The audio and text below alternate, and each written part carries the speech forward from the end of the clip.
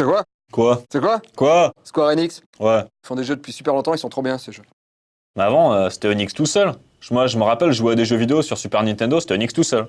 Enix tout seul? Non. Non, ça me dit rien. Non. Objection! Notre histoire commence en 1975, lorsque Fukushima Yasuhiro fonde la société Eidansha Boshu Service Center, une société d'informatique. En 1980, Fukushima crée une filiale de sa compagnie, Eidansha Reality, pour se lancer dans l'édition de jeux.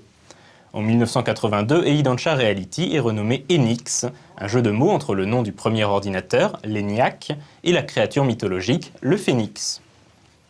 En 1982, Enix lance un concours de programmation de jeux.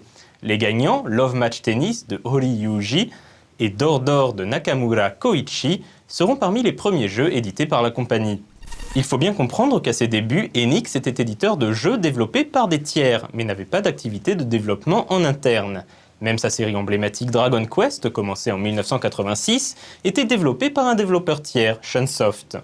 Les membres de Chunsoft s'étaient d'ailleurs pour la plupart rencontrés lors du fameux concours de 1982.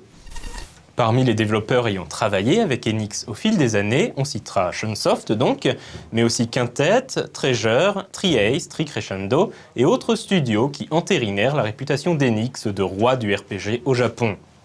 En 1989, Enix et sa maison mère Eidansha fusionnèrent pour former Enix Corporation, qui entra en bourse en 1991.